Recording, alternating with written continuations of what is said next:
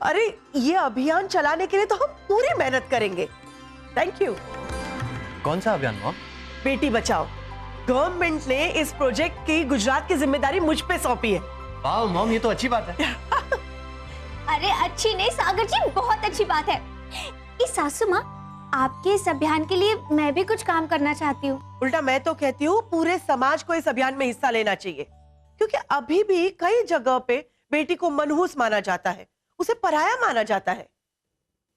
ऐसे लोगों को तो किसी भी तरह समझाना ही होगा सासू माँ कि बेटी बोझ नहीं होती, बल्कि घर की लक्ष्मी होती है। और ज्यादातर ये गांव में होता है, क्योंकि गांव में एजुकेशन की कमी है ना, इसलिए वहां पे बेटियों को बोझ माना जाता है। एक मिनट सासू माँ, इसमें बात गांव वालों की और शहर वालों की कहां से आ गई? बात दिल वालों की है। अगर दिल में जज्बा है, दिल साफ है, तो कोई भी बेटियों को इस नजरिए से नहीं देखेगा। एक मिनट, आप दोनों का मकसद बेटी बचाओ का ही है ना? फिर भी आप दोनों झगड़ा कर रहे हैं। हम सब मिलकर बेटी बचाओ के लिए कुछ ना कुछ करेंगे। आप लोगों की बातों से ना मुझे मेरी भांजी की याद आ गई। मैडम, इस रविवार को मैं 2-3 दिन की छुट्टी लेके अपने गाँव जाऊं। वो क्या है ना, मेरी छोटी बहन गंगा मई के आई है सुहावल के लिए, और गंगा ने बेटी को जन्म दिया है, तो अभी 3 महीने की होने को आई।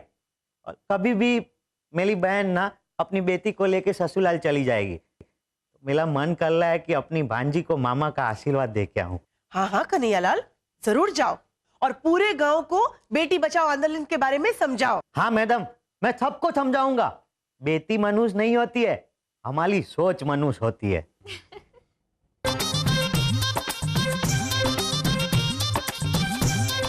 ये अभियान हम देश के घर घर में पहुंचाना चाहते हैं और समाज में जागरूकता लाना चाहते हैं कि बेटियों को भी उतना ही सम्मान मिलना चाहिए जितना बेटों को मिलता है। बिल्कुल सही कहा सासू माँ आपने। और आपको पता है रिपोर्टर साहब, सासू माँ के इस अभियान के लिए हम पूरा परिवार जोर शोर से काम करने वाला है ना सागर जी? हाँ हाँ जरूर मही। हमने एक स्लोगन भी बनाया है, पापा मुझे लोरी सुनाइए ना, मैं आपकी लाडली हूँ। लेकिन सागर जी, लोरियां तो माँ सुनाती हैं।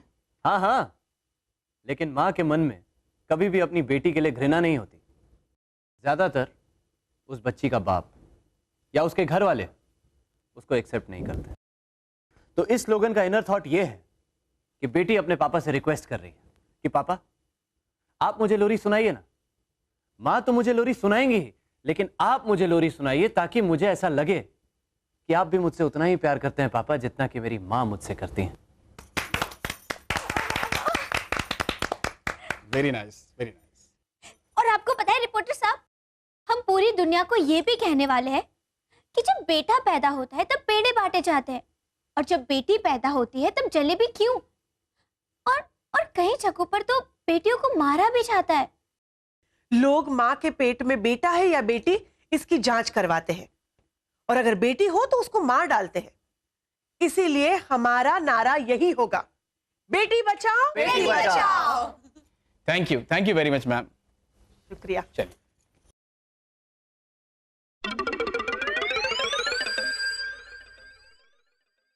मैडम, मैं परसों गांव जा रहा हूँ ना, तो मेरी बहन के लिए मैंने ये साड़ी खरीदी। अरे वाह। और मेरी भांजी के लिए ना मैं ये कपड़े लाया हूँ। कैसे है? हाँ ये भी अच्छा है। मैडम, मैं क्या सोच रहा था कि मैं गांव जा रहा हूँ ना, अगर आप मुझे आगे से एडवांस में एक पगार और दे देंगी ना, तो मैं अपनी भांजी के लिए चांदी के पायल खरीद के ले जाऊँ। जरूर ले जाना, और कन्हैयालाल एक नहीं 2 पगार लेना। मैं देता हूँ।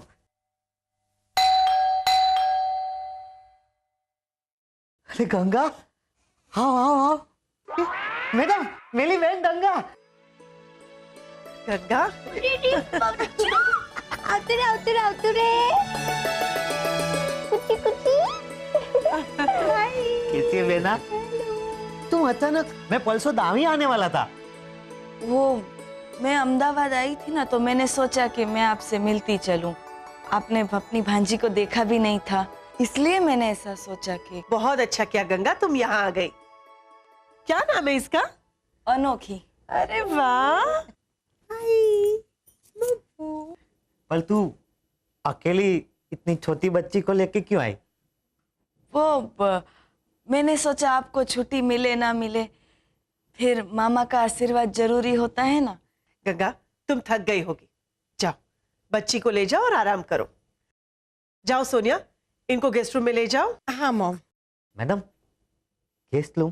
कन्हैयालाल, आप इस घर के सदस्य हैं, तो इस हिसाब से आपकी बहन इस घर की सदस्य हुई कि नहीं? आप अपनी बहन और भांजी के साथ भरपूर बातें कीजिए। आज का खाना मैं बना दूंगी, बस। चलो गंगा। मॉम, हाँ मैं ऑफिस के लिए निकलता हूँ। हाँ? ओके बेटा, ओके। अरे सागर, सुनो, ऑफिस से आते वक्त अनोखी के लिए थोड़े खिलौने लेके आना। Sure mom, bye. Bye. Bye. Veera का फोन? वो तो गंगा बहन के साथ बातें कर रहे होंगे, मैं ही उठा लेती हूँ। बेटा कन्हैया, गंगा घर छोड़ के भाग गई है, पता नहीं कहाँ चली गई है। वो कह रही थी अब वो जीना नहीं चाहती, उसके ससुराल वाले को बेटी नहीं चाहिए। गंगा इस बात से बहुत परेशान थी, कुछ करो नहीं तो वो कुछ कर बैठेगी। जीवन काका? कौन? जीवन काका, मैं मही बोल रही हूँ। वो वीरा बाहर थे ना, तो इसलिए संदेशा लेने मैंने फोन उठाया। लेकिन जीवन काका, आप चिंता मत कीजिए,